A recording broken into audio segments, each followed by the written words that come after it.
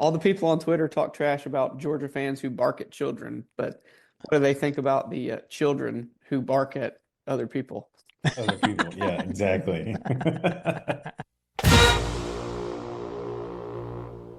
Welcome to My God a Podcast. I'm Jim Wood.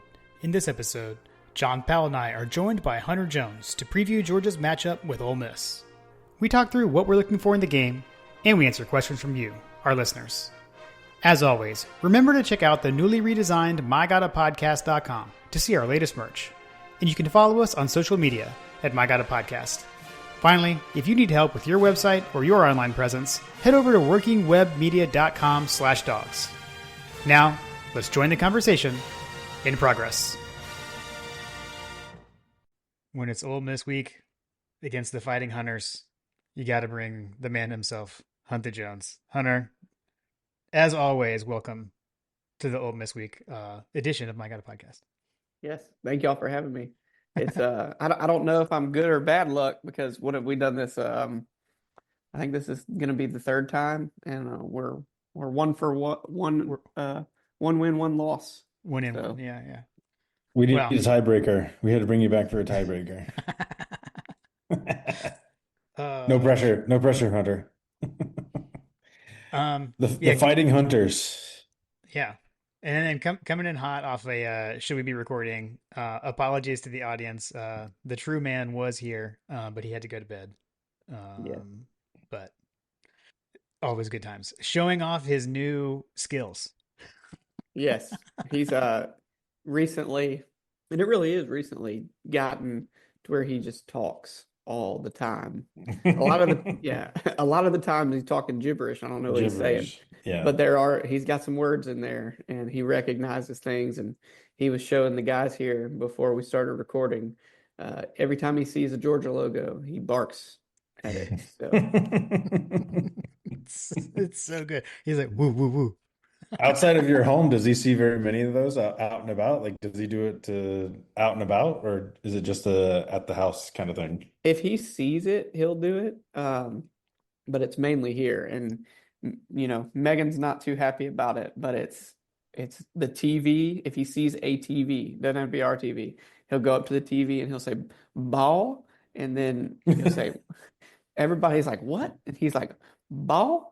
Ooh, ooh, ooh, ooh, ooh. Because he knows that's where the games happen. This is where my people are.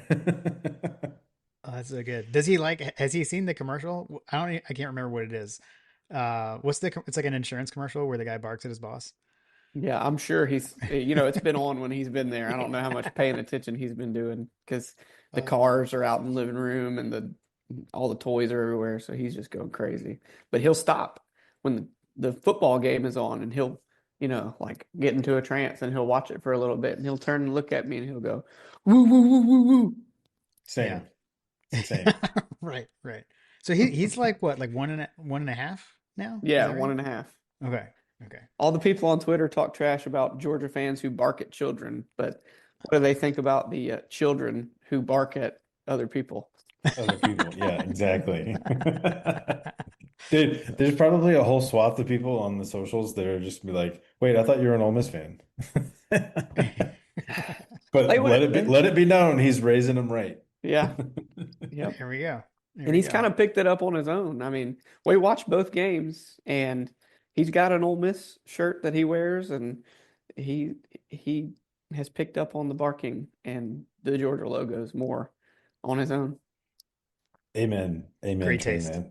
Great Great taste, taste. but the true man. Exactly. Exactly. He knows where dad's season tickets are. That's right. Oh man. Well, I hate that the 3:30 timing is gonna keep us from seeing you and the whole family this weekend. But I know y'all be cheering on from the OS the best. Yeah, and it's gonna work out good. There's like a little fall festival and trunk or treat that's going on Saturday night downtown.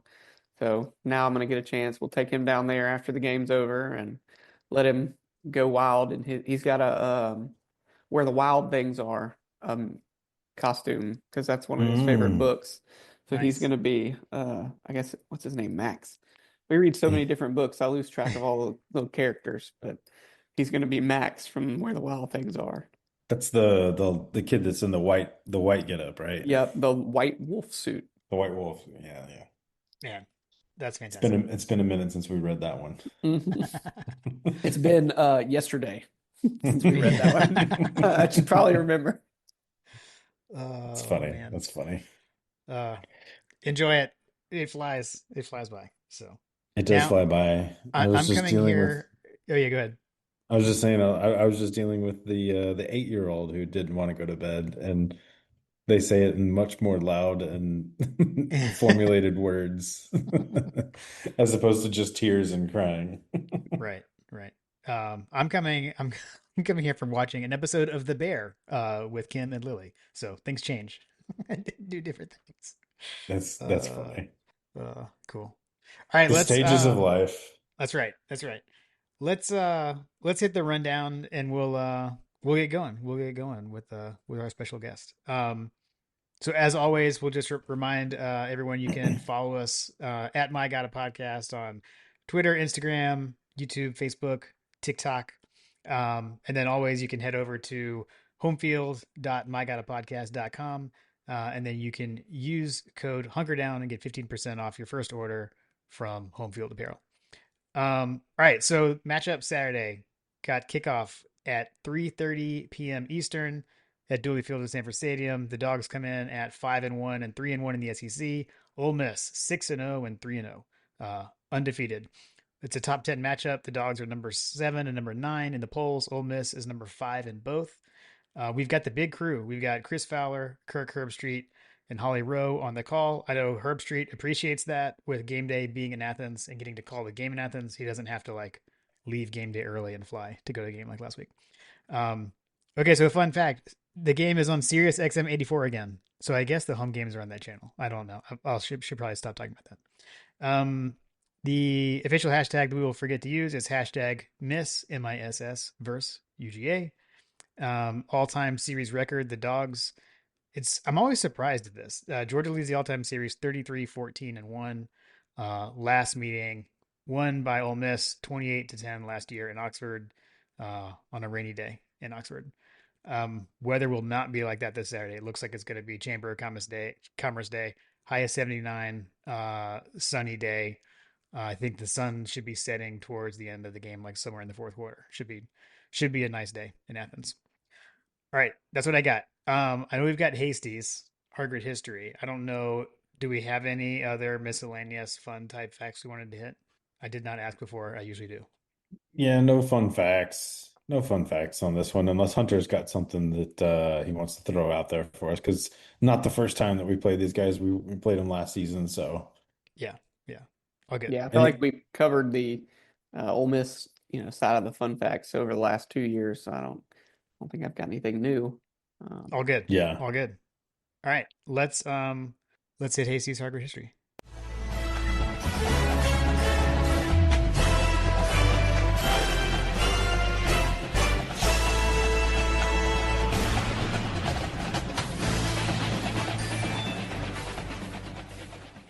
All right.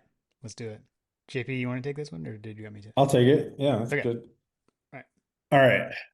This is our Ole Miss edition.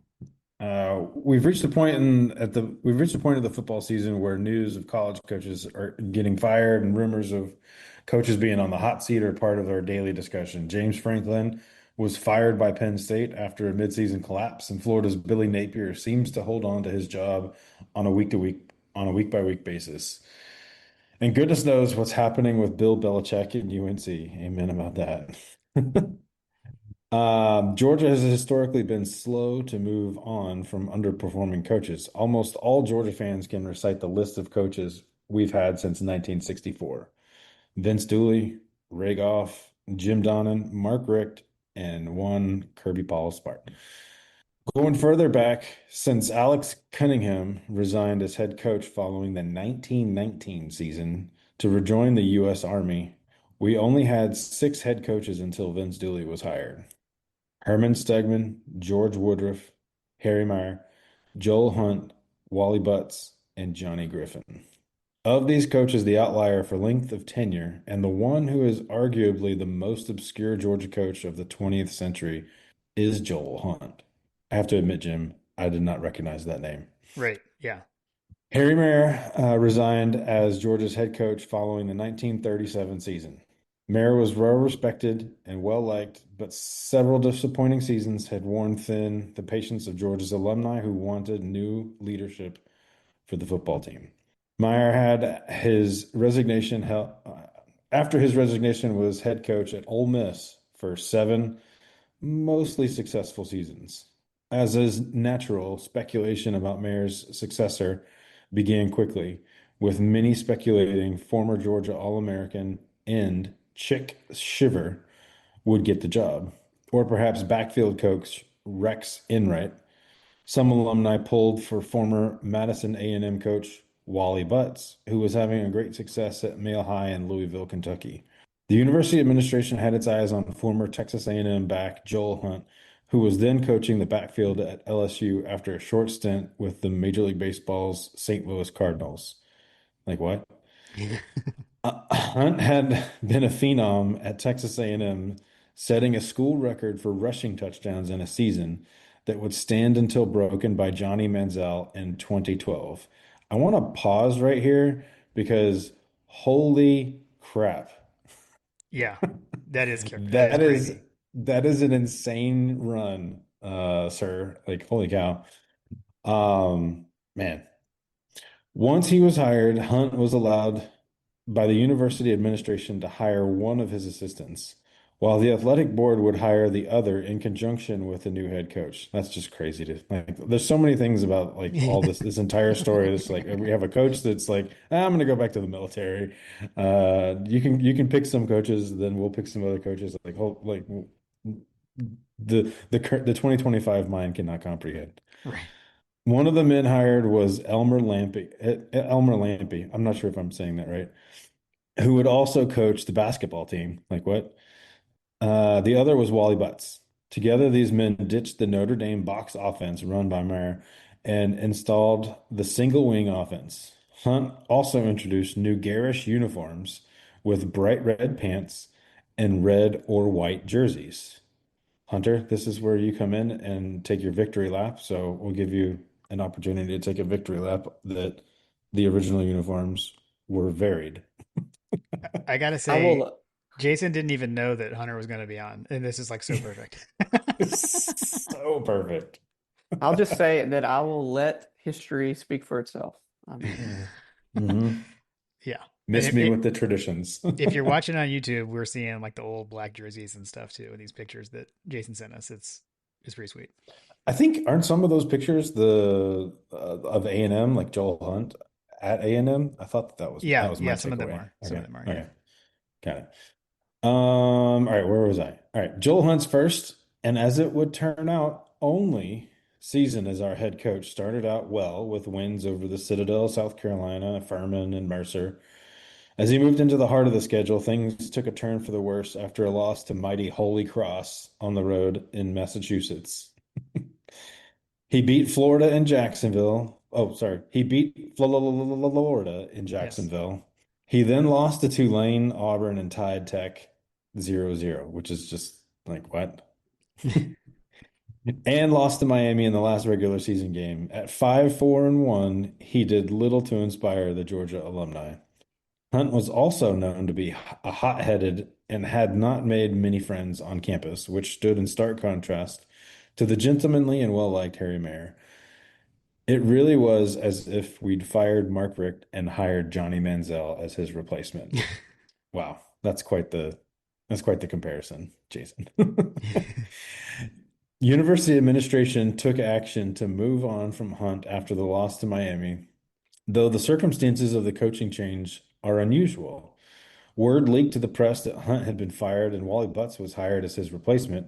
Hunt maintained, though, that he had not been informed of any of that and still, as he assumed, was head football coach. Hunt also maintained that he had a 3-year contract and would have to be bought out. The university disputed this, saying that Hunt only had a 1-year contract. Regardless of the circumstances, Hunt was out. and Butts was in as a head coach, a position that he'd hold until he resigned following the 1960 season. Again, I want to pause and say, wow. Yeah, long time. Long time. In 1939, Hunt took a position as head coach of the University of Wyoming, where he posted a 0-7-1 record. Oof. He spent the rest of his career as an assistant in college and in the pros. Even in the 1930s, Jim, some coaches were just better suited for being assistants, not Yeah, head coaches. yeah, Joel Hunt was inducted into the Texas A&M Athletic Hall of Fame in 1964 and the College Football Hall of Fame as a player in 1967. He passed away in 1978. Wow. yeah. Good stuff. Good stuff as always, Jason. Good stuff indeed. And as he said, let uniform Twitter make of that what it will, with the bright red pants and the red or white jerseys. Yes. Man, do they have the red on red combination? People are talking. I mean, I think that's what I'm hearing. That's what I'm hearing is Was possible. it the first red out? Yeah.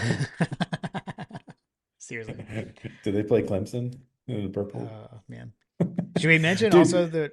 Oh, go ahead. Go ahead. I was just gonna say, like, if you're on the YouTubes, definitely go and check it out because you'll find that there are some interesting I guess they aren't emails, right? They're like telegrams that were sent from fans to I guess the administration. One of which I thought was kind of funny, like basically telling a writer to go jump in a river. Like, oh my gosh, the smack talk back in the 30s. Uh, Even in the 30s, we were trying to troll writers. right. Right. Yeah. I was just gonna say that Jason let us know that like special if you head over to the Hargrett Larry and mention My God a podcast, you can check out books for free. And you can get a free pencil. uh, Amazing. Mention I got a podcast for your free pencil. That's right. So yeah, be sure to check out, go stop by and see Jason if you're in town in Athens at any time. Like we always say on Friday afternoons, you can see the latest exhibit, which this year is around the legendary swimming and diving program at Georgia, curated by Jack Bowerly and of course Jason Hasty. So thank you Mm. as always, Jason, for sending this over to us. All right, let's see. Couple news and notes. I guess really just around the injury report. So coming out like Kirby's press conference, I didn't see any hopeful kiss of deaths. But he did talk about like a couple things that I didn't realize. I think we talked about the Chauncey Bowens thing, John, in our Auburn review. That was when I had heard about it was his press conference. So he was saying like kind of going into the game, it had been bothering him a little bit. And they weren't really sure if like that affected him in the game or not. But the other guys were kind of had the hot hand. So at any rate, he said he should be able to play and be good to go this week. I think Gaston kind of like re-injured himself, trying to see if he can go today. We'll see that. And then apparently CJ Allen's had like a hamstring issue he's been dealing with, so didn't know that. But CJ Allen not on the injury report. Green and Gaston are probable this week. The new thing we just heard tonight is safety Kyron Jones is listed as out. So sounds like some sort of foot injury. And he is out indefinitely. Brutal. Yep. Um, Just when the kid's trying to make a run. Yeah. Yeah. Looks like we've got something, a Lane Kiffin comment in here. A Lane Kiffin comment. Did I add Uh-oh. that? I guess I must have added it and I forgot. No, I added it in there. I I was like, saw when it. did I do this? There's been some I don't know if anybody saw it on the Twitter. It was kind of circulating that Kiffin had made a fat shaming comment toward Kirby in one of his press conferences. Yeah. Said he didn't look like he worked out or burned calories or something like that. If you looked at his Oh if you looked yeah. at his press conference. Yeah. The question was like how many calories do you think that you're burning out there? And like he was talking about how he saw Kirby's press conference. It didn't look like he was burning a whole lot of calories out there. And like, bro, that pissed me all the way off. Oh. Like, what a dick. He lives to troll, man. It really is. But I saw this quote and I think he's trying to do damage control with the latest one that he put out where he was talking about how good Georgia has been over the last however many years, and how hard it's going to be for them to go in there and win. And he said this isn't coach speak; it's fact. This is an elite program in college football, the elite program in college football with the top coach in college football. So he's giving Kirby all the praise there, not trying to give any more bulletin board material if he can help it. Hmm. The We see how ship, it is, Lane. the ship has already sailed, Yeah. Lane. And he went on to say, like, I'll look at their record since 2020. He's like, I don't think they've had any regular season losses since Florida in 2020, except for Alabama and Ole Miss last year. And he's like, just think about that for a while. And he just stopped talking. Yeah. I know he also said like after the last game in Athens like 2 years ago, like he was like really high on the Georgia environment and was talking about like Mhm. how that's like one of the best environments he's seen in, in the SEC. So, Yeah, he's been criticizing the Ole Miss student section after this past week against Washington State. Now, I mean, in the kids' defense, it's Washington State at an early kickoff, and it's hot in the sun in the student section, which they moved the student section when I was in school. The student section was in the south end zone, and so it was in the shade primarily because they had the awning over the top of it, mm, and they made that into like some paying people seats, and then they enclosed the north end zone with like those metal bleachers. Like the whole north end zone is just metal bleachers, and so they moved all students over there. So any day game, they're in direct sunlight and metal bleachers, and it's tough. But yeah. his comment was he was talking about how his team underperformed, and he was like, we're ranked whatever in our stats, but we looked like we were ranked 128th. And he's like, kind of just like our student section looked like they were not doing what they need to do. And he always throws jabs at the student section. Oh man, yeah. I don't know. Kirby's done. I don't know that he's so much said like the students, but he sometimes gets on the fans. Where I wonder if they got that from Saban at all a little bit. Yeah. I mean, I've seen some people on Georgia Twitter who wish Kirby would get at the student section. Yeah, yeah, yeah. It was a little late arriving for the Kentucky game for sure. Hmm. Um, all right, let's see. So for the kind of macro things for the game, if you look at turnover margin, I thought was interesting. Like both these teams are on the wrong side of that. So Georgia minus turnover margin -1, meaning one more turnover than takeaway. Ole Miss is actually -4 in turnover margin. But then the yards per play thing that I know we always track Ole Miss at one net yards per play 1.67, Georgia at 0.92. So favoring Ole Miss there in that category.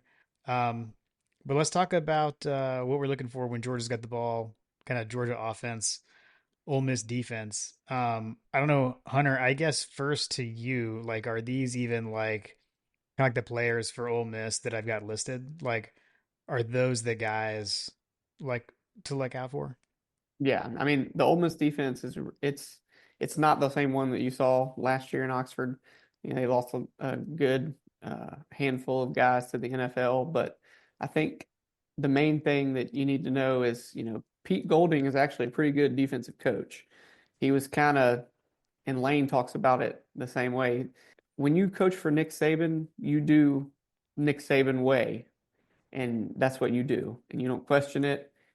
But under Lane has said he's tried to kind of be more of letting his assistant coaches do kind of what they're hired to do, and so Pete's got a pretty good defensive unit out there.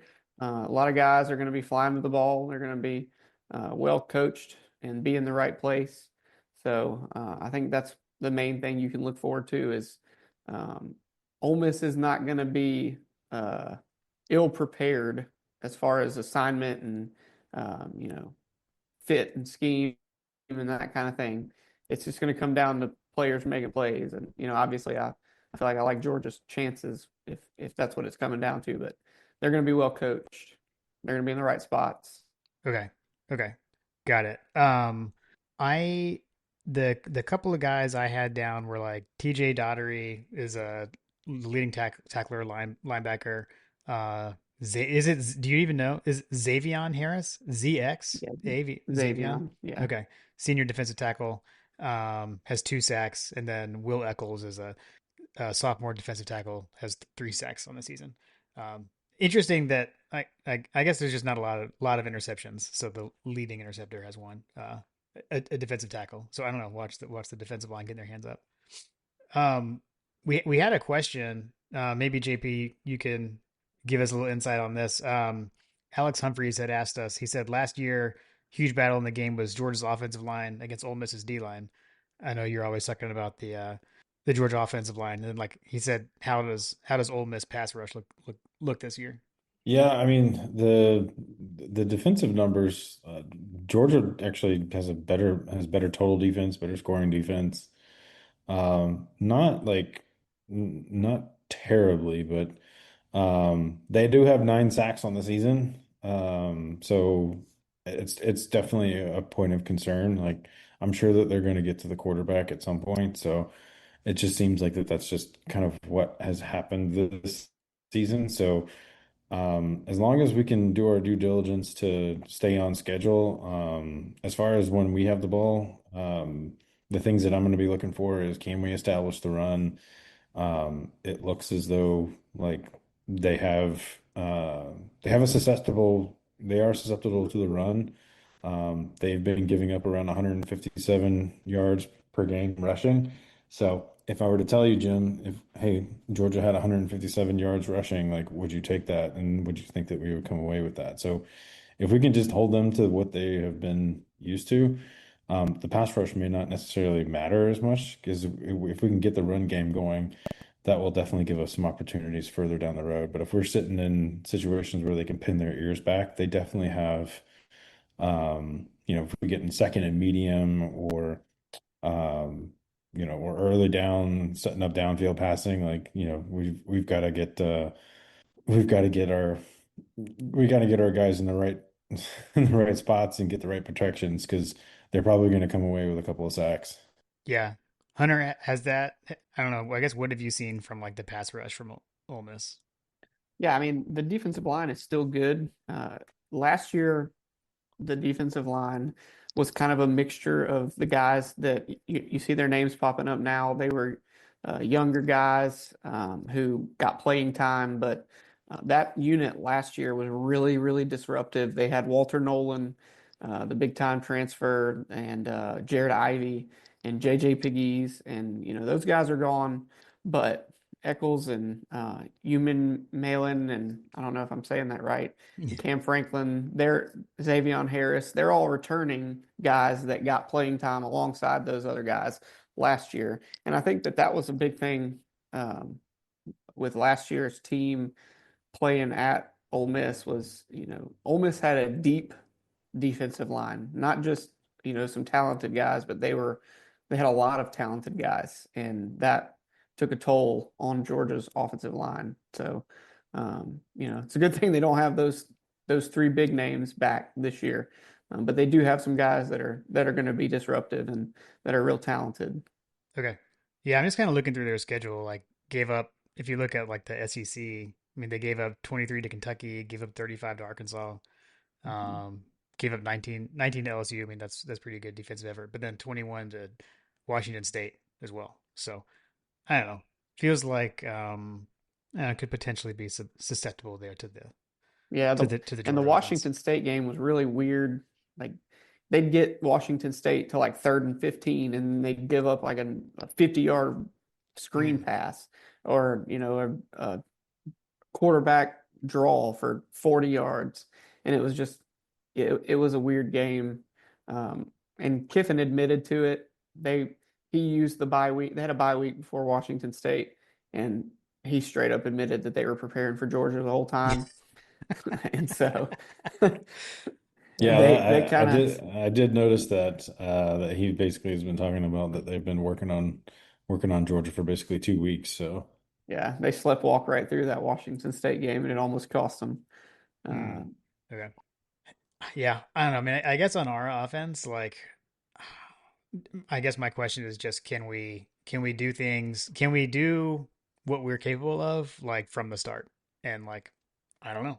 I don't know if that's kind of been our thing for not just this year, right? Like going back to last year and even further. So So here's where I'm at, Jim, as far as with our offense.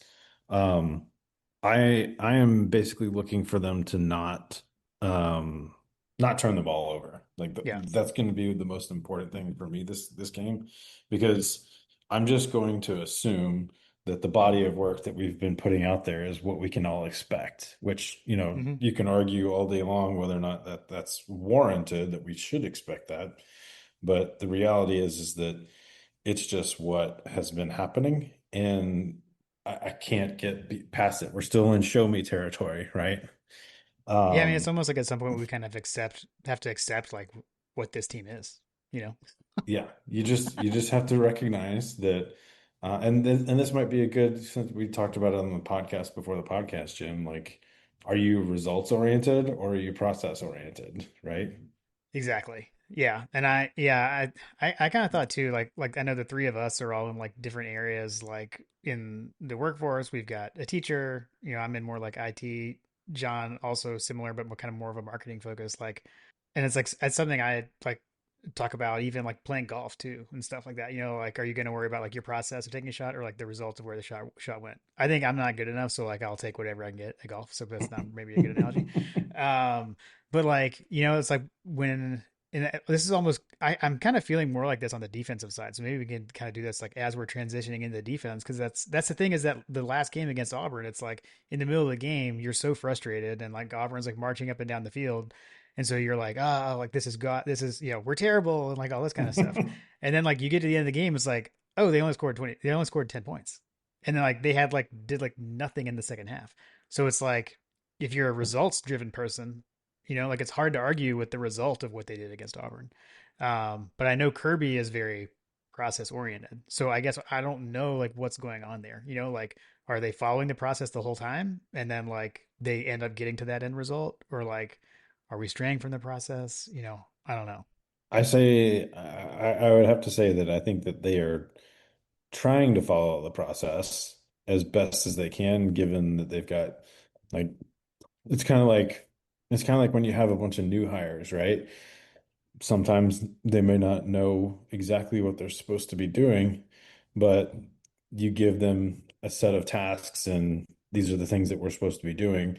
And even if they miss some of those steps, but they still have a satisfied client in my world, like we would consider that a win, like Right. a goals, a results driven kind of situation. We'll work on the process after the fact kind of thing. Sure. Um, you may be messing it up. It's just because you just don't know any better. And maybe you're making mistakes that we just need to have more training. And I kind of feel like that's kind of what we're seeing on the field. You got missed tackles, you got missed, people missing blocks, and um, you got the officially unofficial wide receiver of My God podcast missing wide open passes downfield. Like, you've got all kinds of different things that are going on there. You got guys that are getting hurt, and so, kind of like when someone goes down or goes on vacation, like there is the ramp up time to try to fill in that gap kind of stuff. So, I kind of look at it like that, and like you said, it's hard to argue it, you know, some of the things, but you want to do better. Yeah. Okay. Cool. Cool. I guess we can keep going there. Like Georgia, stick with the Georgia defense, Ole Miss offense. And I think the big thing for me is just really like I don't know if quarterback change is the right wording, but like, last year, when Dart went down early in the game, you're kind of like, oh man, like that might bode well for Georgia. Um, and then, backup quarterback comes in and like marches down the field. And like Simmons, and Yeah, tell us about the backup quarterback. he looked like otherworldly, but then now it's what Trinidad Chambliss is playing now. So is Simmons still hurt, Hunter? Or like, do you No, know? no, he's not. He's Okay, not he's hurt back. anymore. Okay. He's just going with the hot hand. Yeah. If it Yeah. ain't broke, don't fix it. Okay. Mm. So yeah, so the backup quarterback is the same backup quarterback as last year. They Yes. came off the bench. Yeah. He Okay. came off the bench last year. He won the starting job this year. Got hurt. Trinidad came in. leads them to an unbeaten record, ranked in the top five. And Lane's just, like I said, he's playing the hot hand. And so now he's the backup again. So what I hear you saying is that we should prepare for the backup as well, I don't know, just in man, because case. Chambliss has Just in been, well, just yeah, in case. always just in case, always just in case. Yes. Um, but yeah, I mean, this guy is what, like a transfer from Ferris State? Is Fair that right? say. Yeah. I don't Yeah. even know where that is. And Lane, I can't remember if it was right after the Washington State game. I think it was where they were like, "Well, what did you say to your quarterback?" He was because he had a rough game. He was missing passes, turned the ball over, and he was like, "I told him he needs to quit going back to doing Fair State stuff and go back to doing Ole Miss stuff." Uh, Interesting, interesting. Yeah.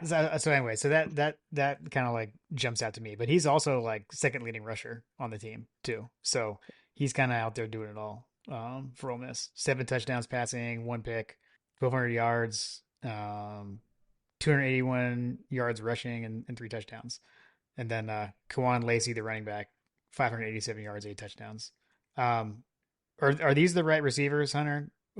Harrison Wallace, and then Daquan Wright is the tight end actually. Those kind of the Mhm. main weapons.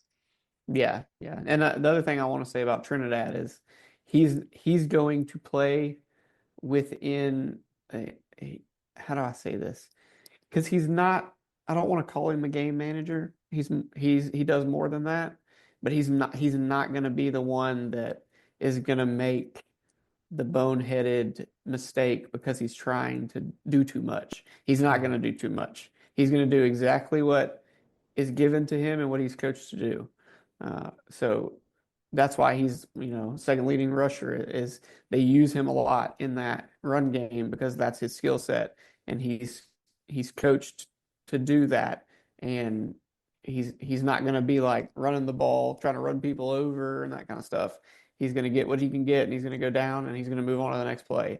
He's very calm. He's very even keeled because he is a veteran, what I would call like a veteran player.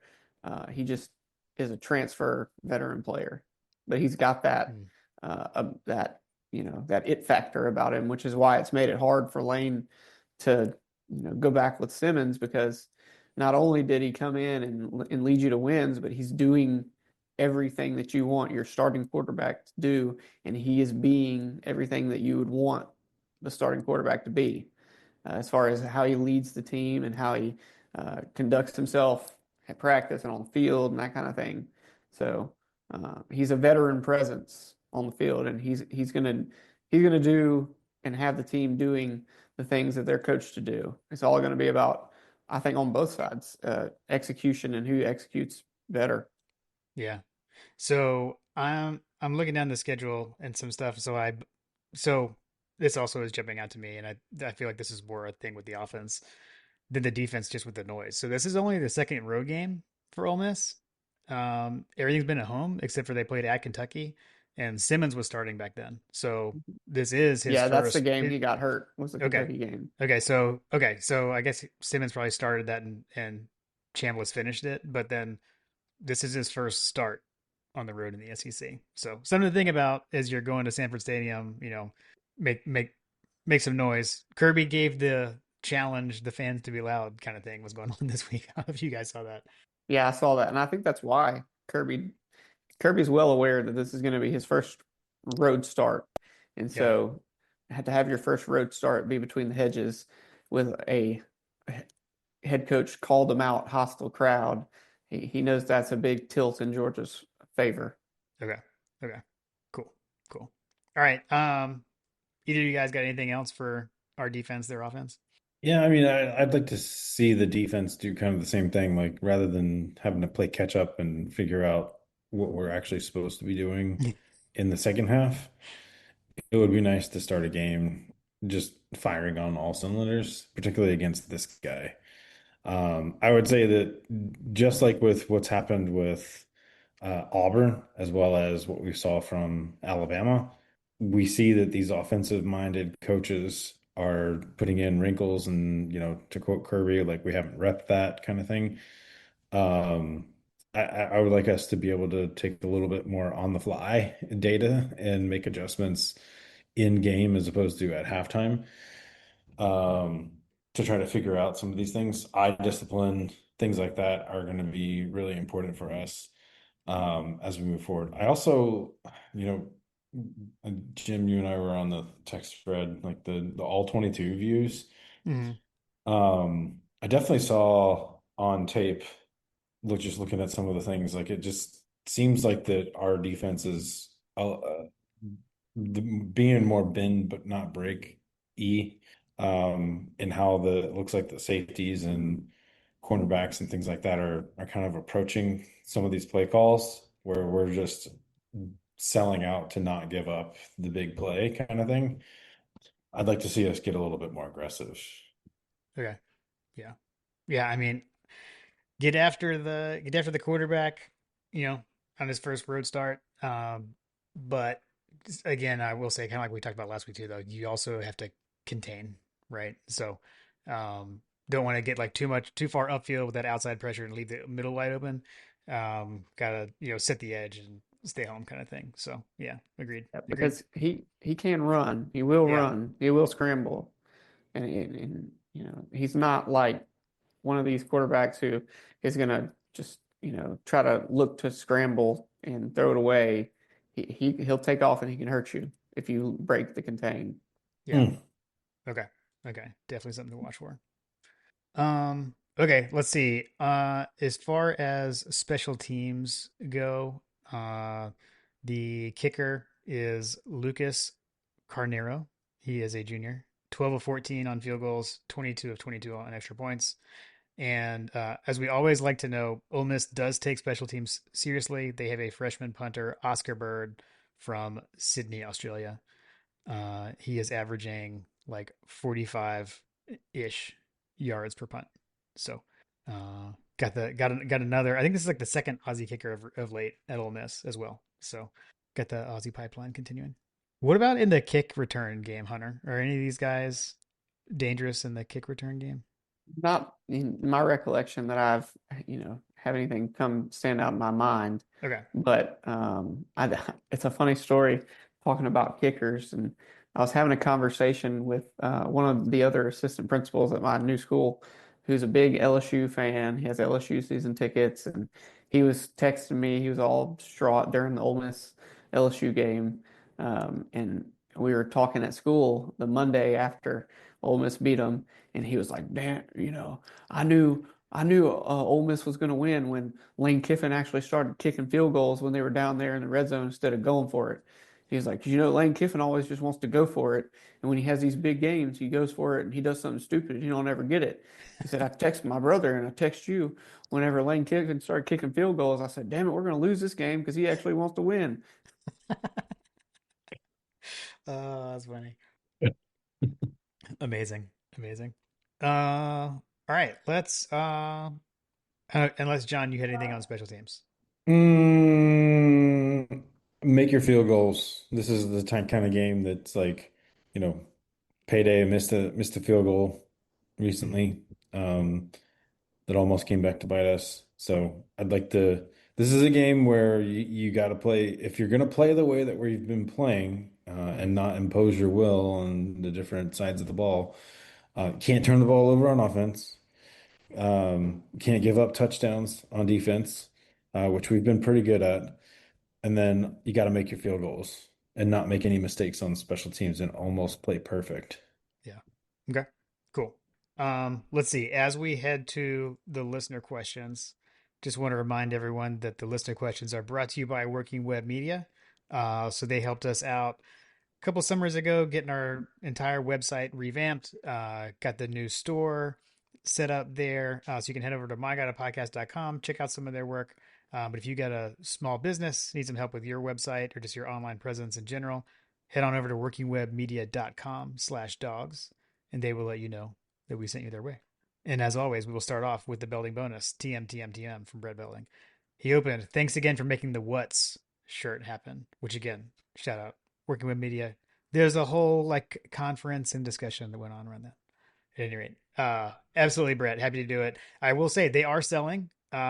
Many orders have already come through, and all the proceeds from that shirt are going to Bulldogs battling breast cancer. So head over to mygodapodcast.com/store and grab you a What's t-shirt, and then you'll know what's coming down the track.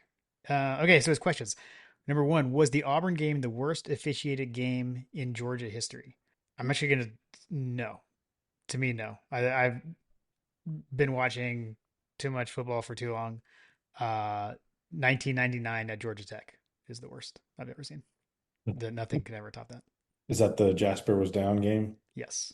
Yep. And it wasn't just that. Also, the field goal that they made in overtime that we blocked, Mm-hmm. like we blocked it and then they let them kick again, which it's possible that can be allowed, but generally the reason like you kick on third down is not for it to get blocked. It's like for if you have a bad snap, then you just down it and kick again. We blocked it, and they were said something about like the ball never crossed the line of scrimmage or something weird. I don't know. Oh, wow. Yeah, so that was also very interesting. Controversial situation, huh? And that that crew was supposed to work the SEC championship game the next weekend, and they were suspended.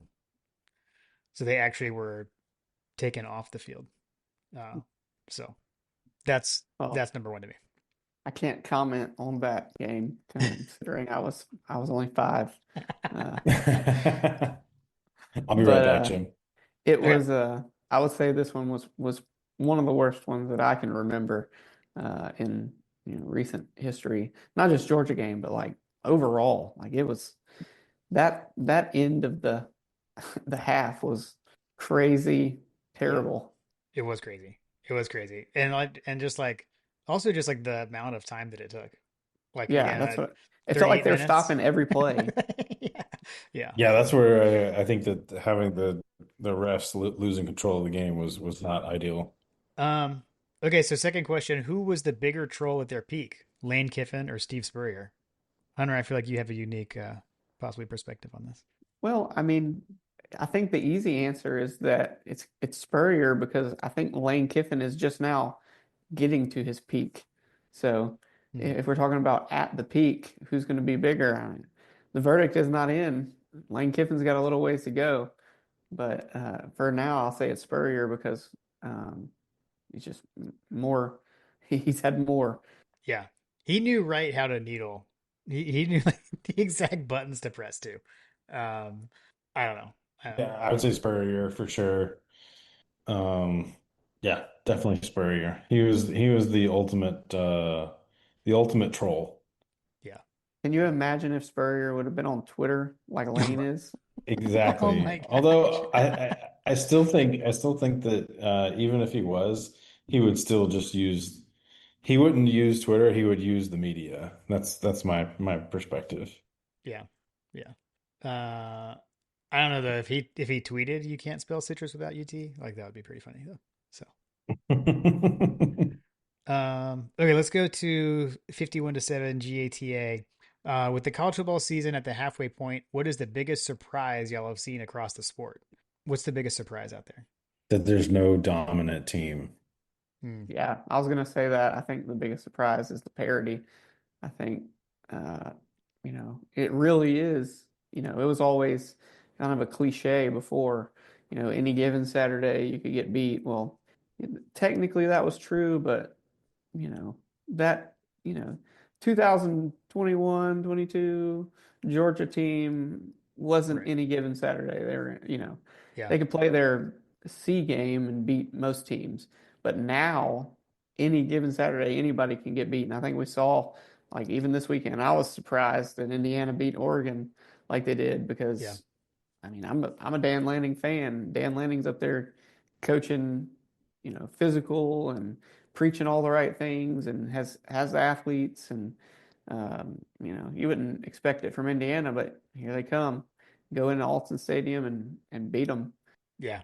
No, I think that's right. I think that's right. I think that there's a couple of things that are wrapped up in it. Is my personal opinion is that it's you've got the NIL creating parity where you got random guys that were going to schools that they never would have considered in the past, and they would normally go to the Alabamas and the Auburns and the Georgias and LSUs of the world.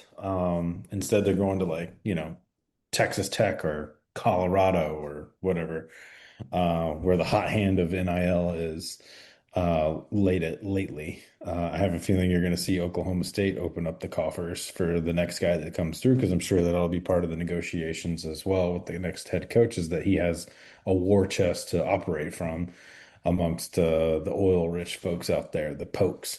Um, the the other thing that I think, Hunter, you might be able to give another perspective on is that just the kids today are not as motivated, I guess, for lack of a better description. Like, Yeah. we've seen some guys in the text thread, Jim, talking about it. Like, these guys are just not built the same. Like, Yep. you got millionaires that are playing across the country right now that maybe are playing with less of an edge because they can just, oh well, like the old joke was like, Phil Mickelson or Tiger Woods, they may lose they may lose championship Sunday or whatever. It's like, oh well, I'm just gonna go home to my riches and my beautiful wife kind of thing. Like, these kids are college kids, and I'll just go back to my dorm and party like a rock star, or catch that flight to Miami this weekend and just go drown my sorrows at the Fontainebleau or whatever. Um, Yeah. yeah, I dude. agree with you. I think, um, and it might be controversial, but I would 100% certainty can tell you that, in my opinion, that is true. Kids are different. I mean, I've been working in a high school, except for my 2 year hiatus at a middle school, for the last 2 years since 2016, and um, the kids just have a different mentality about pretty much everything when it comes to any kind of work, especially when you start talking about compensation for the work.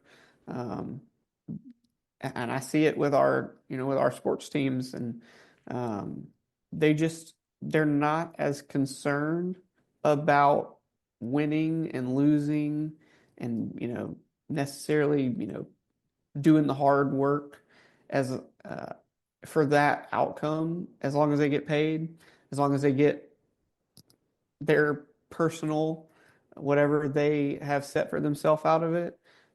That's their number one priority. And it's not just in sports. It's in the school. It's in the classrooms. It's everywhere. It's just kind of the norm. The mentality of, at least from what I've seen, they're it's all about me, and I'll do what's best for the team if it's what's best for me too. Right. Right. Interesting. Yeah, Um, there's not a lot of sacrifice, um, not rallying around a team, and I could get even more societal on larger themes that are involved with that. But yeah, I just think that the generation of kids in the generation that they've grown up in the environment that they've grown up in has just been more encouraging of less ownership of yourself and more reliance on just getting by, whether it be through yourself or through outside influence kind of thing. Before they had to have the motivation to do extra, get the work done, and the types of guys that probably Kirby Smart has historically looked for. Um, Unfortunately, it's just systemic through all of them. Like, I would say that where things are probably going to catch up to the high school kids is something that Andrew Carraway has been talking a lot about on Twitter, is like, you know, there's less spots available for the high school kids. mhm. So you've got kids that are not getting opportunities at some of these big programs because the big programs don't have time. They ain't got time for that. They need to hit home runs. I mean, look at our wide receiver core, and look at the transfers that have caught passes the last weekend. We can go out into the portal and get some of these guys, and we don't necessarily have to break the bank on someone that's unproven and unmotivated. Zachariah Branch, you think he's motivated? So you can get some of these guys that are motivated that are just not getting it done in other places, and you can go to the portal and not have to take a risk on someone that's coming out of high school. Like, I mean, I'm not saying that he's not, but I'm just saying using an example like Taylon Taylor or something like that, where, you know, it's by and large looks like he's good to go, but he's not Zach Branch. You know what I mean? Yeah. You gotta Um, have you gotta have ownership of yourself, and we need more of that in society as opposed to the helicopter parents that save their kids from consequences. and Yeah. I think you see a lot of it with like how we were talking about it during the Auburn game in our text thread about how Kirby has kind of adapted as a coach. You don't see the what I call it. I can't remember the exact word. The rage Kirby as Yeah. much anymore. The Kirby rage stroke. Yeah, because the kids today, they don't respond to that like, those kids in 2012, 2011, that era of college football player because, you know, you rage stroke on a kid nowadays, and he's just going to say, "All right, well, I'll go somewhere else You then." get sued. Yeah. Yeah. Or Stetson. they grab their weighted stuffed animal and say, "This is not a safe space." Well, yeah, yeah. Stetson could take it. Stetson could take it. All right, I'm gonna keep us going. He just closed out with hopefully the students get this corrected for Saturday, which I think that was a Kentucky thing, noon kickoff. I think student section will be good to go for Saturday at 3:30, and he said 3:18 will be ready. So 51 to 7 Hmm. GATA sits in the same section as we do. So go dogs. All right, let's go to John Michael D first. Does anyone know the whereabouts of Sam Pittman, or are we still?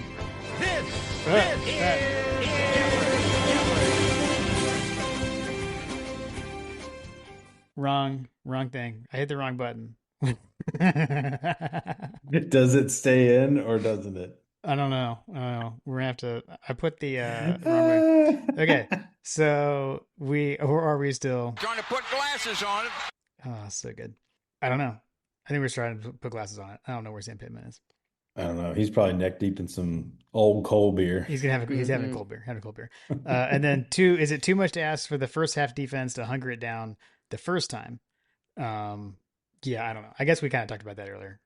We'll see. We'll see. TBD. Shout out to whichever one of y'all responded to the DM thread during the game. Helped my sanity. That was me. Yes, that was me. John Michael D had some. There was some extra little stitches stuff that we didn't even talk about on the podcast. That he Uh-oh. had him like super worried, and then he was like we were DMing him about it during the game. And it was fine. I told him it was fine. And it was. So, That's all fine. right. Let's go to Kevin. And this is where this is where that came into play. So, Kevin says, "It's time for Jeopardy. Your category is to the nines, and it's a daily double." All right, I said I was going to get the sound, and I did. So, Yes. this team once beat Ole Miss 9 times, hello UT and AU, in a row, making Rebels fans start to think Hotty Toddy was just Bulldog for not again. Bonus points if you know the years. I did not look this up. I don't know this. Hunter, do you I know didn't. this? I'm guessing it's Mississippi State. Was there a 9 in a row streak for Mississippi State? Now I gotta go to Wikipedia and look this up. LSU? No. It'd have to be it's gotta be LSU. I can't imagine that it's Mississippi State. Making Rebels fans start to think Hotty Toddy was just Bulldog for not again. I don't know. That's the Yeah, reason. That's the reason I say, is it Mississippi State? man, there was a Mississippi State had a run in the 19 aughts from like 1915 to 1925. So yeah, Back when they Mississippi actually State. had towels on the sideline. uh, too I good. lied. Okay, They just recently got rid of those. So okay. So we didn't get the years without having to look it up, but JP got it. Congratulations, John. You got your double Jeopardy right. So yeah, I had a whole like long Jeopardy thing that I accidentally hit the button for earlier. So got a couple of Jeopardy sounds on the soundboard. We'll see if they get used at a later date. All right, we'll move on to Boss Dog. TJ Witten on Twitter. He says, "I'm personally of the belief that the second half of the Auburn game woke this defense up. I think it's the start of a more dominant offense. With that being said, what are your keys to the game with Ole Miss, or better yet, keys to a fast start on both sides of the ball?" I know Kirby is like, there's no magic thing. Um, my joke was like, can we do the halftime adjustments before the game? But I don't know. I know on Bulldog Brunch, I think they were talking about that like these are especially like on defense, like these are young guys, and that it's like they're they're thinking too much in the first half. So it's like instead of just doing, they're thinking and then doing, and so it's like slowing them down that like slight beat or whatever, and then it's like they're getting down, they're getting behind, and then it's like all right, well no time to think anymore. So I don't know. That's where I kind of feel like the whole like tight versus loose thing, just like cut it loose from the beginning. Yeah, cut your ass loose. Exactly. My my thing is, and I know we talk about it a lot, probably put too much into it, but there's something to be said about the first drive being scripted out. Like Hmm. it's what you plan on doing. You've got the whole drive ready to go, and it should be the best drive for the other team because that's what they're planning on doing. It's not till after you get knocked in the mouth and start to make adjustments that you start to see, things change and settle down. Um, so I don't know Yeah. what the answer is. I'm with you though. Uh, I hope your belief is right. I hope it's more dominant defense going forward. Yeah. Yeah, I would say that getting off the field on third and longs is going to be a key for the defense. Um, just getting them to third down would be a start too, especially if we're going to have the um, Uh, there's that, but then on the offensive side, I'd like to say that you know, I feel like that we have a repertoire of some plays that seem like that they work pretty well. Um, let's find some packages that we know that work. Like pretty much seems like it's a first down guaranteed every time we throw it to Zach Branch on third down. Um, I would say that incorporating some folks that have shown a propensity to catch the ball when we need them to is also a good start for the offense. But just getting the drive going, get some early success. Yeah, I mean, it starts up front on both these lines, right? Like yeah. you got to get penetration, you got to prevent penetration on the offensive side. So Yeah, I I don't think the know. key for Georgia's offense is with the way we run it and the things that they do well, they have to stay on schedule. They can't get behind the sticks. Like if you're looking at third and long, it's not a high success rate Yeah. because that's not the type of offense that we're trying to run. But if we start looking at, second and short, third and short, I feel like that's where, you know, he starts stacking plays and kind of getting into a groove with the play calling and the players. And we just got to stay manageable on second and third down. I think that's the key. Okay. Yeah. With you there. Let's see. Let's go to Fletcher Proctor. Fletcher says, "Does Kirby embrace the dark side and troll the rest of the nation this week? Do we embrace our ultimate villain status?" I mean, he is like, I know at least the Auburn fans were like, uh, wanted Kirby suspended or whatever for the timeout thing. But he added, "P.S. If everyone thinks we get all the calls, can we actually get all the calls and heal our way to the title this year?"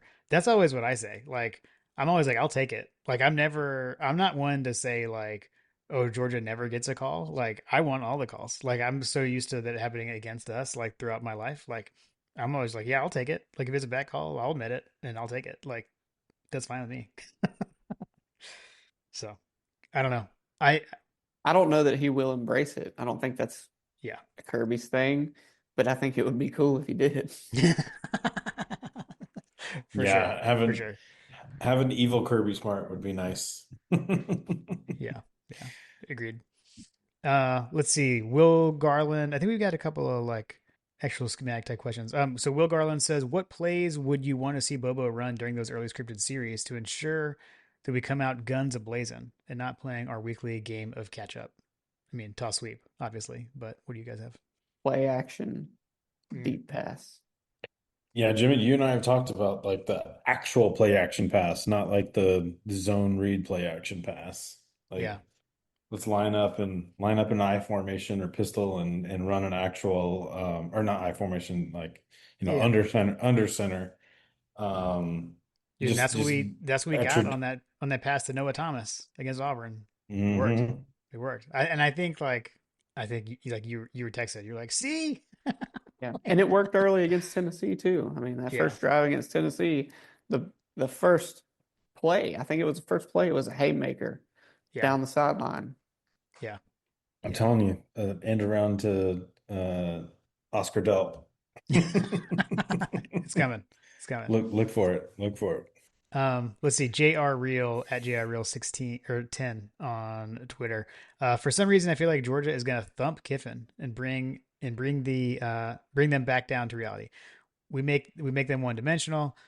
They won't be able to score. My question: do we see Kirby call timeout again?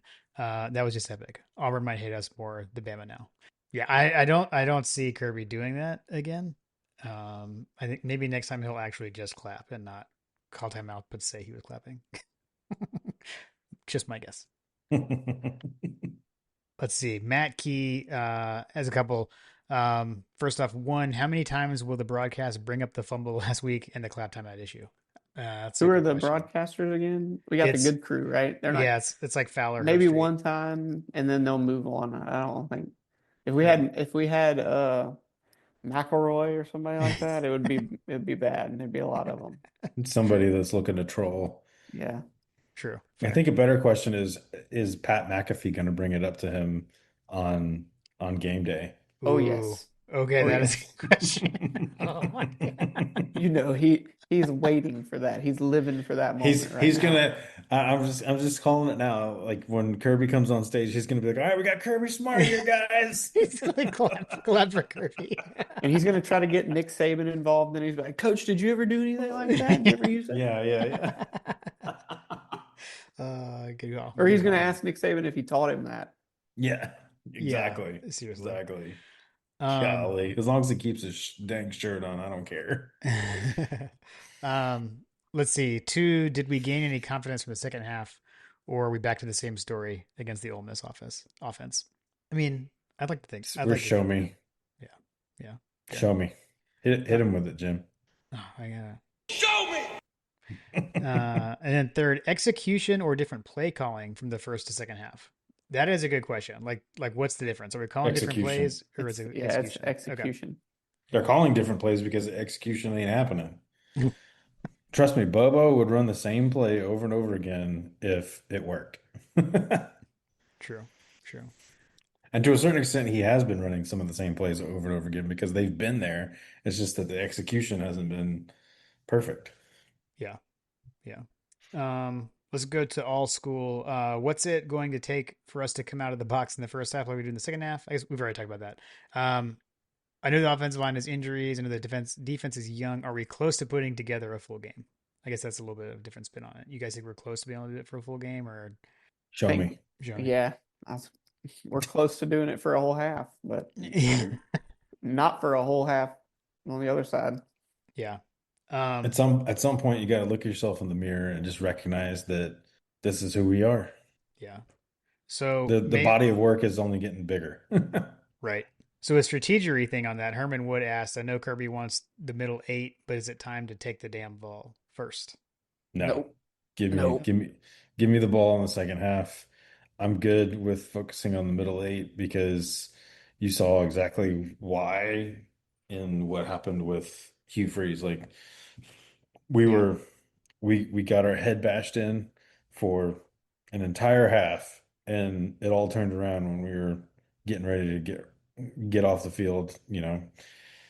Inside of that middle eight is when we kind of figured something out. So Yeah. I'm good. I'm good getting the ball back. I think that didn't was it Who's Josh? Josh? Yeah, Yeah. Josh basically like said that when you take the ball in the second half, it tends to create an extra possession for the team that takes the ball in the half at halftime. He was actually saying like the other way around.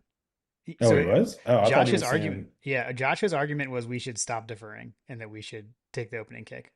hmm, Yeah, that was his maybe point. I misunderstood then, Yeah, I will say though, like I mean, we did that which against is on Austin. brand. we we did that against Austin P, and like we took the ball and I think we turned it over. So I'm always win the toss, defer. I agree with you guys. I'm Um, I just go back to the NCAA football strategy. Like, give me the ball so I can score double up before halftime. right, right. Let's see. Ryan Heinko says last year Austin Simmons came in for a drive after Dart was temporarily sidelined, and Simmons looked really good. This year, new name. This year, Trinidad and Tobago Chambliss has looked really good against teams not named. Puts glasses on it. Washington State. Is this a case where we Munson over the backup quarterback coming into the second half once our defense has woken up from first half Trinidad? I guess John, you kind of made that joke earlier. Um, Yes. Possibly. Although from what I've seen, though, I mean, I don't know. I will. Simmons looked good last year. I think both quarterbacks are capable. Seem similar. Like they seem to have similar skill sets. So that was the thing to me. Of like the whole backup quarterback joke, to me, is more around like when the guy that comes in is very different than what you prepared for. Whereas so I don't think we have that as much of that problem with these two guys. Yeah, the main difference between Simmons and Trinidad is Simmons is more of a gunslinger. Like he's going to come in Hmm. and he's not going to hesitate to rip some throws that maybe you'd be like, oh, I don't, maybe that's not where you should be going with it, or you can't fit that in there, man. Trinidad's not going to do that. He's going to do the opposite of that. Hmm. Okay. I'll take the risky throws. Yeah, go ahead. Okay. Okay. Cool. All right, let's go to friend of the show, Tim Riley.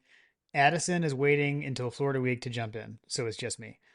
So we've heard rumor that friend of the show, Tim Riley's daughter, Addison, who's a freshman at Georgia, is ready to start getting involved with the listener questions. So Addison, we're waiting. We're here when you're ready. We're here when you're ready. You're here when you're ready. Uh, Exactly. so Tim says, what aspect of the Ole Miss offense is most concerning, and how do we counter with our lackluster first half starts? I guess Hunter, what's the main thing?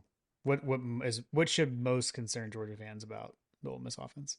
Um, this is not an easy question because Georgia had what I would consider Georgia has a good defense.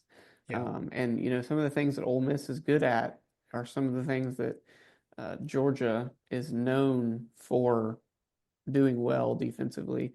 I think Lacey is a very good running back. He's a very athletic. Um, it he always kind of catches me off guard every time I turn him on and watch him run the ball for the first time because he looks like a wide receiver. Like Mm, he's got the build of what I would say like a wide receiver. He's a little more tall. He's a little more like kind of got the twitchy athleticism than what you would see from your typical like more compact running back. Is he like a Um, James Cook type? I would say so. Yeah, he reminds me a lot of James Cook with the way, but he's very physical, and you wouldn't expect it from him because of how he's built. But he's mm, he's tall, and so he does not shy away from being physical. But he also has that very James Cook twitch kind of really make you miss type of type of feel, and that's what makes him dangerous because you don't know if that's what you're going to get or if he's going to just try to run you over and he's big, so he can. So he would be my number one concern if they can get him going. That leans right into what Trinidad is good at, and that's the option, the RPO. Like he plays within Lane's system very very well, and if Ole Miss can run the football effectively, that opens a lot of things up that get pretty scary pretty quick. okay. Okay. Makes sense. All right. Let's go to this guy. I didn't realize that. We got the hug dog. But JP, Love you it. didn't realize something. Oh, he was just talking about Lacey, and I was like, is it Kyron? Is it Kewin? Like, apparently they're brothers. I didn't Uh, He, realize that. Kawan, I think that's how Yeah, you say it. yeah, yeah. Kawan and Kyron Lacey. And then you got Gerald Lacey, who also plays in Missouri. It's like the Gathers brothers, Jim. mm, Like these yeah. these three brothers are playing big time college football at some big time schools. Right. Seriously. Anyway, sorry, squirrel. You're, you're good. You're good. All right. We got the hug dog. Jason, looking forward to seeing you on Saturday. He says the Grove or UGA for tailgating. Hunter, what do you have the best perspective on this? You do. I feel like I have a very biased perspective. Um, there's something about nostalgia and, your alma mater and, the place that you became you, for a lack of a better way to say it. So Yeah. like the Grove always is going to be my number one. I'm sorry to everybody that I see at the tailgates in Athens, but like that's that was my place. That was, mine and Megan's place. That we had our own tent when we were upperclassmen, and we did all the Grove things, and um, so the Grove is just our spot. We've got a brick in the Grove with our name on it, and the way that they tailgate there, it's not like anywhere else. And a lot of people, it's not everybody's forte, If Yeah.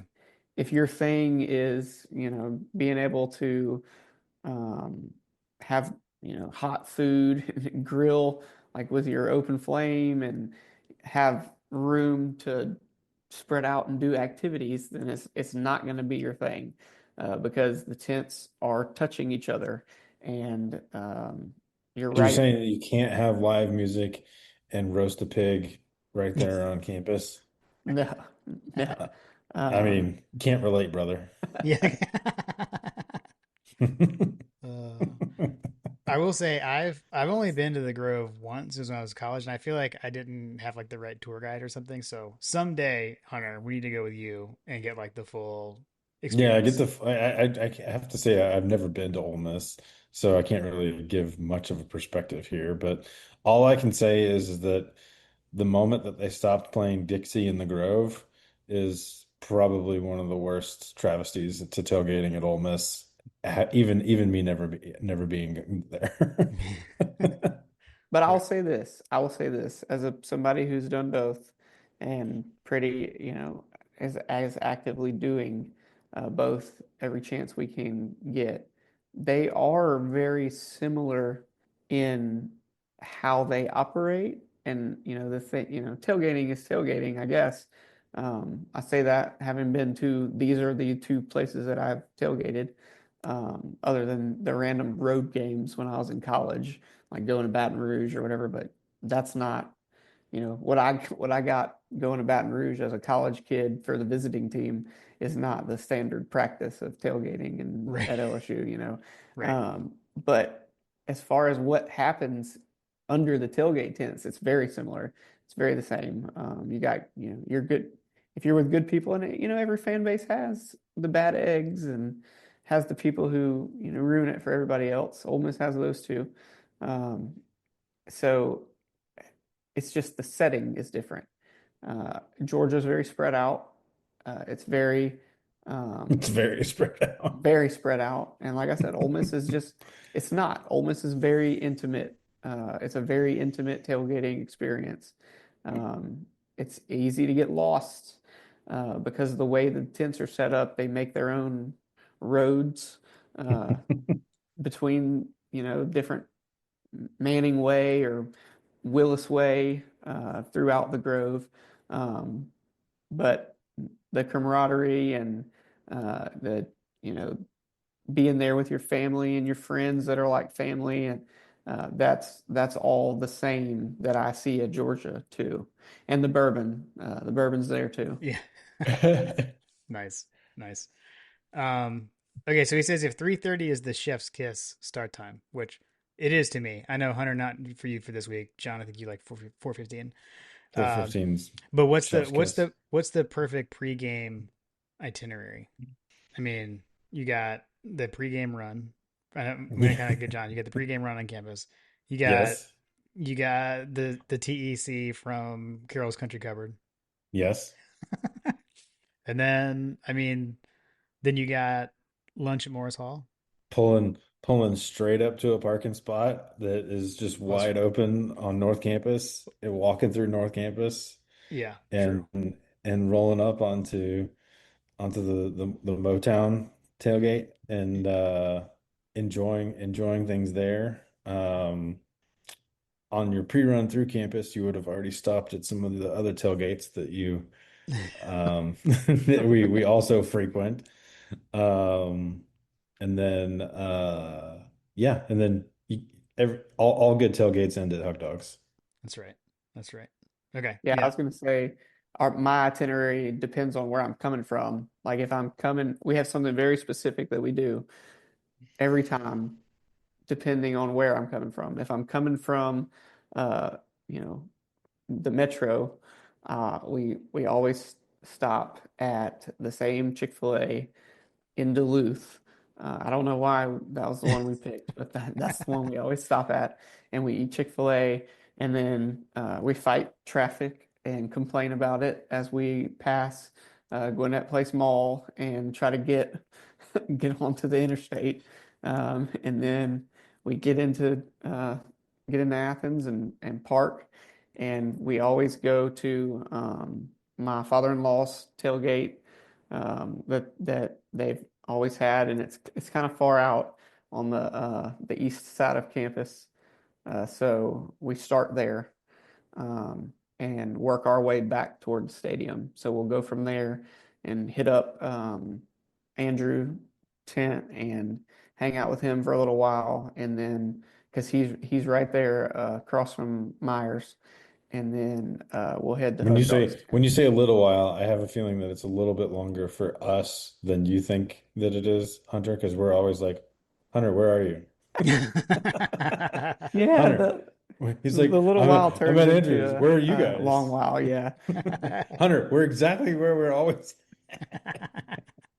Yeah. And then, So so it's pretty much the same once we get to campus. The only difference is uh, like I said, where I'm coming from, we still go to Chick-fil-A. If I'm coming from the lake, we'll stop at the Chick-fil-A in Madison and have our Chick-fil-A there. So it's always Chick-fil-A. It's either Duluth or Madison, and then get to Athens and hit up the same tailgates. I like Gotta it. try Carol's. Yeah. Yeah. We have to introduce you to the tenderloin egg and cheese. It's phenomenal. Um, all right. What do you got if you were James Franklin, what would you do with your $55 million buyout? I mean, I Feel would like this is like retire. I'm retiring.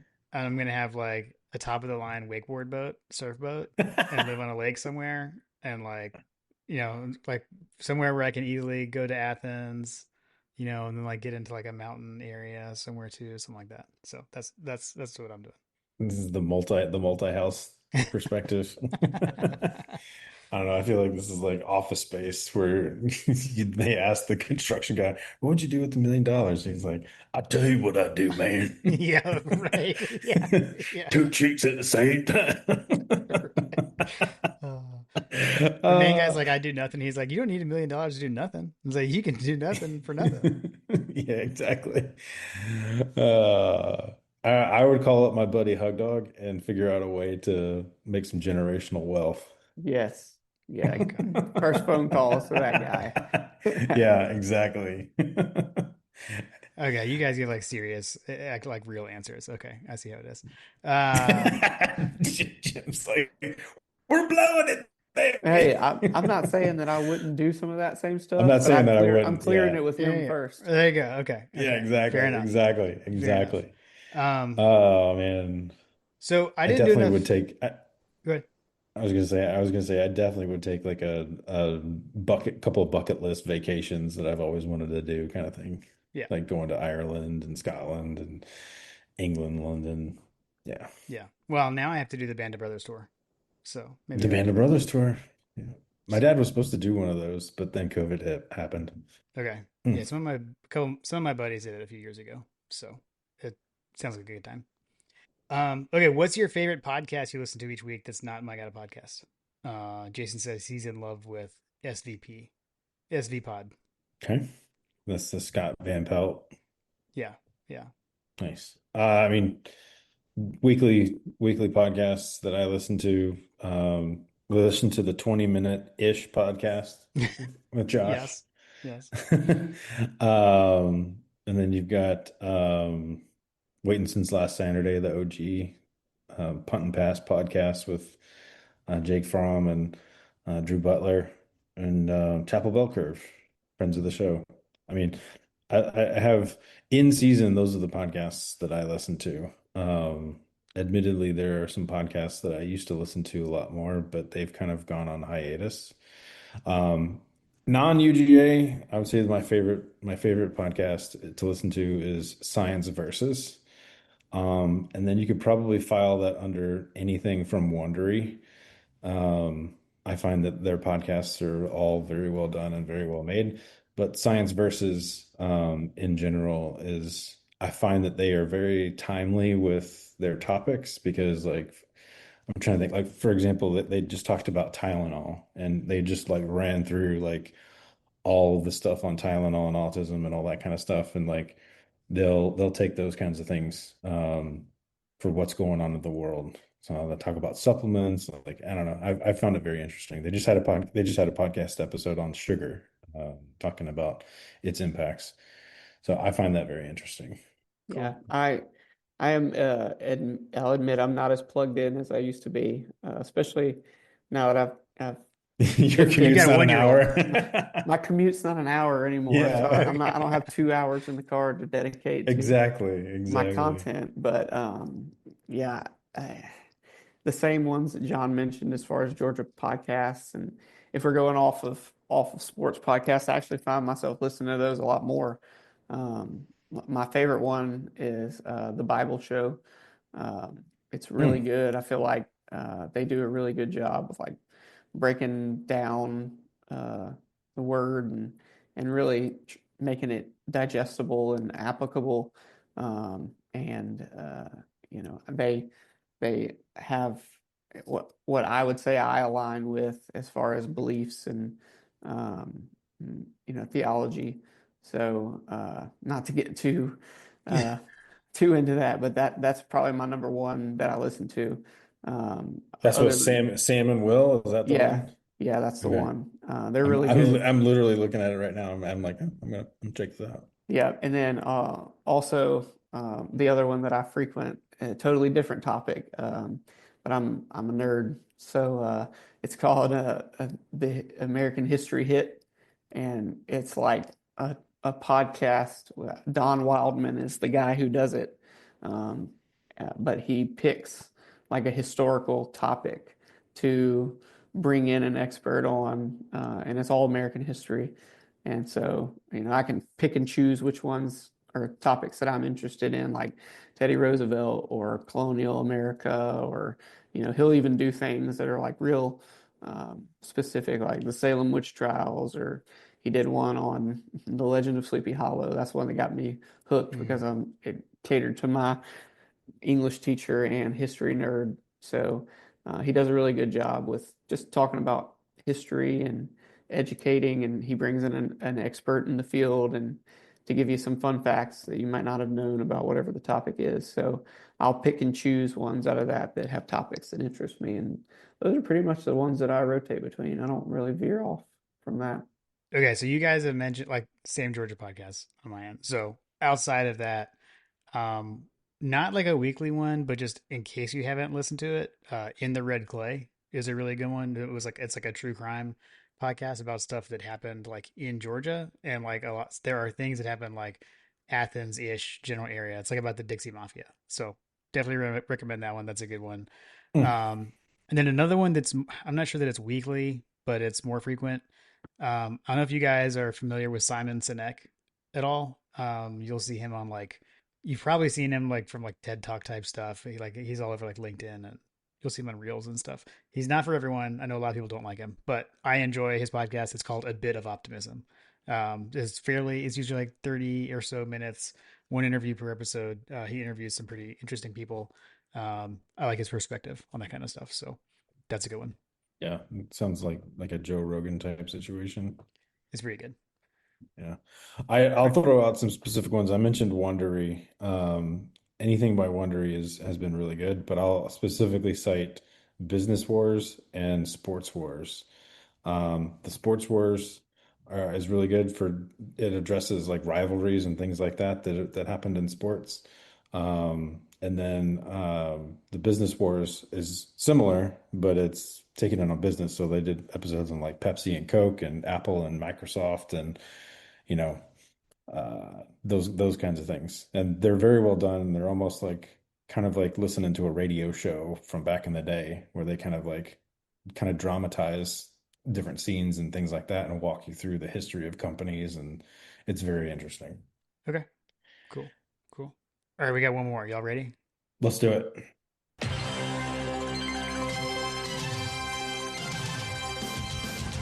Oh my God! My God, a freshman.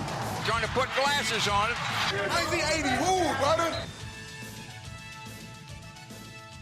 It is time for Coach Trail Bill's Over Unders Ole Miss edition. JP, or we're going to do it this way. And Hunter, apologies, I didn't update the graphic to show your picks on the graphic as well. My bad. Yeah. But John, you have the lead, so you can decide whether you want to take the ball or do you want to defer. Do you want the middle eight or do you want to, start fast? We'll see. And then Hunter, will let you be like the tiebreaker on each one if that works. Where are they? Oh, there we go. So first one is on the offense over under Georgia rushing yards 150. Do you want to take that one or do you want to defer? Over under rushing yards 150. Hang on, I'm pulling up my notes. Where are my notes? All right, here we go. I've got my notes. Okay, so right there where you were looking, I need another Jeopardy sound. I need the do. Exactly. We probably need that more than just on these. Okay, so I'll go first. I'll do. He's taking the ball. I'm gonna take the ball. I'm gonna go over 150. Okay. Yeah, I got to go over as well. Hunter, are we crazy? What do you think? I watched Washington State's quarterback break like 50-yard runs multiple times Okay. last week, so I don't think you're crazy at all. Okay. That sparks joy. Okay. Would you take the over, Hunter? I would. Okay. Okay. So over to me, players with a catch over under 5.5. I'm going to go over. I still feel like we spread the ball around a lot. I'm going to go under. Okay. Hunter, what are you thinking? I'm gonna say over. Okay. I think I would like to maybe see it be right around Yeah. that number, maybe not too much over it. Like what I hear you saying, Hunter, is that it's push. Yeah, we need to get our playmakers the ball more often than we need to spread the ball out. I think you find your guys that are your guys and you get them the ball. Yeah. I don't know. If you're rushing over 150 yards, you might not need that many guys. Just saying. Right. All right, and then let's see. Then John, over under 3.5 receptions for tight ends. I'm gonna go over, Jim. Man. Okay. I'm gonna go under. Hunter, what are you thinking? I'm thinking under. Okay. All right, so let's see. That will take us over to the defensive questions. So first up there, over under 300 Ole Miss passing yards. Man, I hope it's under. I'm gonna say under. I've got over, Jim. Okay. I think under. I think Ole Miss's goal going into the game is going to be to run the football, and if they can, that's what they're going to do. If there's a shootout, then yeah, it's going to be around that probably. But I would think that it's going to be under it, and I would think that intentionally they probably want to play under it also. Okay. JP, over to you. Over under 45 quarterback rushing yards from Ole Miss. I don't know. Now that Hunter's talking about quarterbacks breaking off 50-yard runs, I'm second guessing, but I'm going to stick with my gut here, my notes. I'm going to go under. Okay. I'm going to go under because in college sack yards come off. I was about to say clarifying question. Yeah, sack yards count as negative rushing yards. Hunter, what are you thinking? Hunter thinks it's a good line. Yeah, push. You could push it. Okay. Yeah, push. And then over under first half points, 16.5. I think that's a good number, honestly. I'm gonna say under. We'll see. I'm gonna go with over, Jim. Okay. I'm gonna go under. Under. Okay. Special teams over under 1.5 Peyton Woodring field goals. Attempts. Sorry, 1.5 field goal attempts. Correct. That's an important characteristic there, Jim. Yeah, that's correct. Sorry, I did not read the full over under. I'm going under. Okay. I actually agree with you. I'm gonna say under. Okay. Okay. And then last but not least, game day people who pick Georgia over under 3.5. Georgia is favored. Oh wait, who's going here? I'll just go. I'll go. I'll just take it. I'm gonna Okay. take I'm gonna take the over. You are? Yeah. Okay. All right. I'm gonna make a coach count how many people, so I'll say under. This could have really been a separation Saturday, Jim. It could have been. Could be. Could be. It could. It may still be. What do you think, Hunter? What do you think I the think it's going game to be day over. crew is going to do? Over. Over. Desmond's the one that's going to pick Ole Miss. He's the only one. Okay. Desmond does. Specific. Desmond does do the yeah. Yeah, he does. I feel like Desmond has no confidence in Georgia. Yeah. Yeah. All right. Well, Coach Trill, as always, thanks for doing this for us. Love it. Appreciate it. Hope to see you on Saturday. All right, guys. Yes. Time for the predictions for the game. So I checked earlier this evening. So unless anything's changed, earlier this evening, Georgia on OddsShark favored by 7.5 points with an over under of 54.5. That gives an implied score of Georgia 31, Ole Miss 23.5. The OddsShark predicted score has Ole Miss winning 40.7 to 39.8. So they've got a shootout. Parker Fleming in the CFB graphs has a Georgia win 30.86 to 21.21. And then our scoring impact thing that we do has like a 1-point win. Georgia 27 to Ole Miss 26. Hunter, as the guest, do you want to lead us off? What do you? Sure. What's your vibe here? I think, and we've talked about it in our text thread. I think that was that this morning that I woke up with the unexplainable vibe. I'll start by saying that if this game goes into a shootout, I would like Georgia's chances at home, but it would not surprise me to see Ole Miss win a shootout type of game, just because that's, Lane Kiffin. Ole Miss is more of an offensive football team than a defensive football team. I think that's maybe the best way that I can put it. So I think he's comfortable if he has to do that in doing that. I don't know how comfortable he is doing it on the road, which is why I would say I would lean Georgia, but I wouldn't be surprised to see Ole Miss win it in that situation. But the vibe that I was talking about that I woke up this morning with is I just feel like this game is going to be like one of those 2015 era, like you would see Mississippi State go and play Alabama in Tuscaloosa, and Mississippi State's undefeated. Dak Prescott, everybody wants to pick them. Everybody wants to talk about how they're the upstart offense and what's wrong with Alabama. They lost to Ole Miss or they lost to whoever it is, and on a weekly basis, they don't look great, but they find a way to win, and people are wanting to pile on them. I feel like Georgia's in that position now, and that's going to be this kind of game where you see like an ugly Georgia win that the final score is like 20-6. But early Wait, what? early in the fourth quarter, you look at the scoreboard and it's a close score, but you think back to watching the game and you say this game has never been close. Like Georgia has dominated this game the entire time, but it's just kind of been ugly. It's kind of been a 6 or 7 point, 10 point lead, and then all of a sudden they just they end it. But it's a really ugly win, not high firepower or anything like that. They just kind of shut them down. Kirby sits on them, kind of breaks their will type of a game. So what's your score prediction, Jim? Hunter? 21, Georgia 21, Ole Miss 6. Wow. Wow.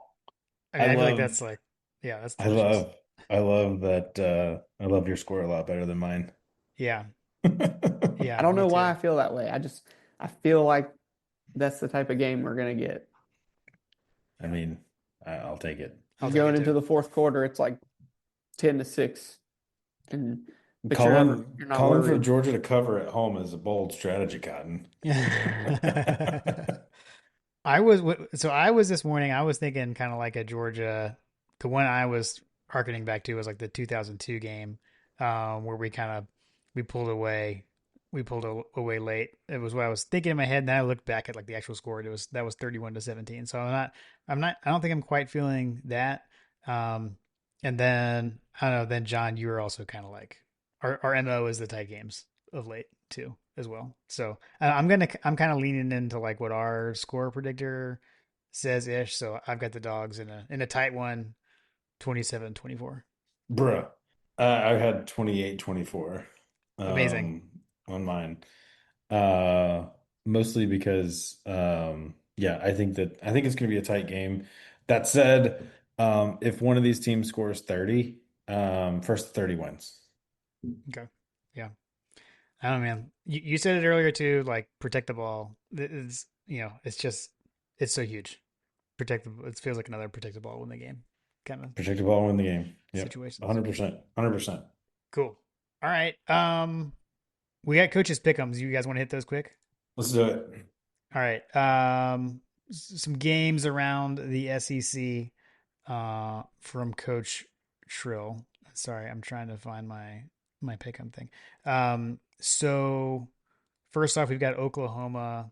Where did my picks go? Give me a second. I don't know what happened to the picks.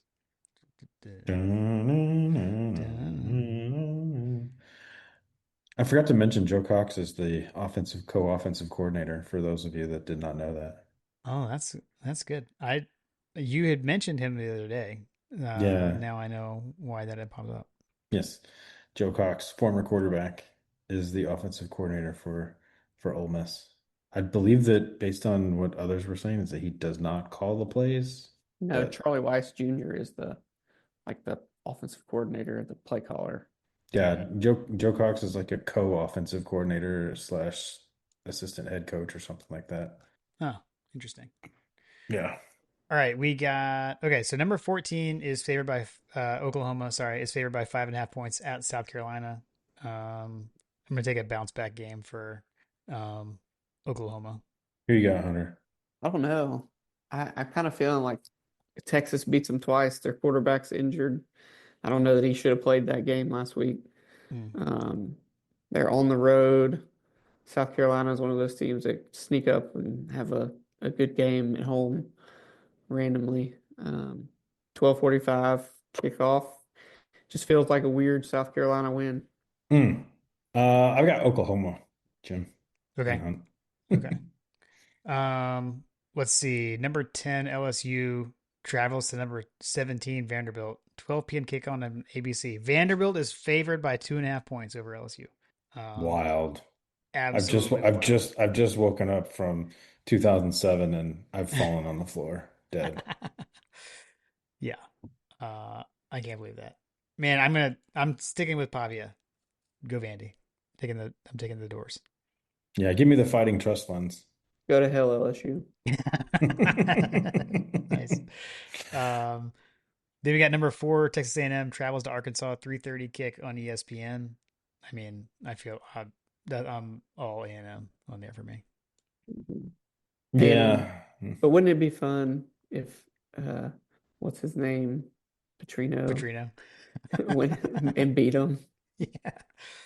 That would be wild. That that would be hilarious. Yeah, I've got A&M in that one as well, Jim. Okay. Yeah, the Colt leaders. Yeah. Mississippi State goes to the Swamp to play the Gators. 4:15 SEC Network. The Gators are favored by 9.5 for Mississippi State. I don't know, Can they Mississippi State. both lose? Yeah, seriously. What's that? You said, can they It's like, both can they lose? both lose? Can they both lose? Yeah. Oh, I see. Yeah, yeah. Hunter's taking the asteroid. I mean, People are talking that like I saw something tonight, like reports of like Napier is not made, they're ready to pull the trigger basically. Yeah, if he To get loses rid to of it. Mississippi State at home, he's getting fired on Sunday morning. Right. Right. I'm gonna pick Florida so that he hangs around for the Georgia game. Yeah. Yeah, give me Florida. Okay. Yeah, I mean, Hunter, Florida. you can't pick Mississippi State, so obviously. No, never, ever. Obviously. Um, and then the third game of the triple header on ABC. So you got LSU Vandy at noon, the Dogs Ole Miss at 3:30, and then number 11 Tennessee at number 6 Alabama 7:30. Bama's favored by 7.5. Mm. I mean, I guess I don't know. Having played both, I got to take Bama. Yeah, I'm taking Alabama. Look for my boy Bray to make some kind of play again this week. Yeah, Um, kill us with the Ocean Springs kid, but it's okay. I It's know, and okay. he's killing me. I mean, good for Yeah, him, but yeah. I feel like every week he's popping up on the highlight reel with an interception or a forced fumble or something. So, Yeah, absolutely. and it's at Alabama, and I don't know if Tennessee can get it done as much as I might like to see it happen. I think Alabama's just they've kind of found it here lately. Yeah. Give me the cyanide pill after hearing that. Yeah, Bama. Okay. Yeah. Oh, I gotta pick Bama at home on that one.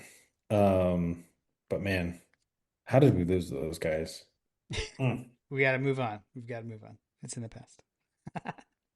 yeah, All right. I want to have that one back. Yeah. Well, yeah. We all do. We all do. I know the team does too. The team does too. We may get our shot. Yeah. Yeah. Yeah. Rematches are going to be more normal these days. I tell you the tiebreaker situation is going to be like insane on this one. I feel like this season is going to be even more drunk than last season on the tiebreakers. Yeah. I hope the guy that runs Yes. that site has it primed and ready to not crash like it did last year. Oh man. So what's Jim? What's your situation for the weekend? What's your plan? So we're heading down. We're gonna head down Friday. So no coming in hot the day of the game, like Ooh. like Kentucky. So we're heading down Friday night. But I mean, we'll still get there late. But at least we won't. Uh, You know, we've got school on Friday and everything. So heading down after school on Friday. So we'll get there. We'll get there super late Friday night. But we'll at least be able to wake up in the morning and be in Nicholson, instead of driving down from Charlotte Saturday morning.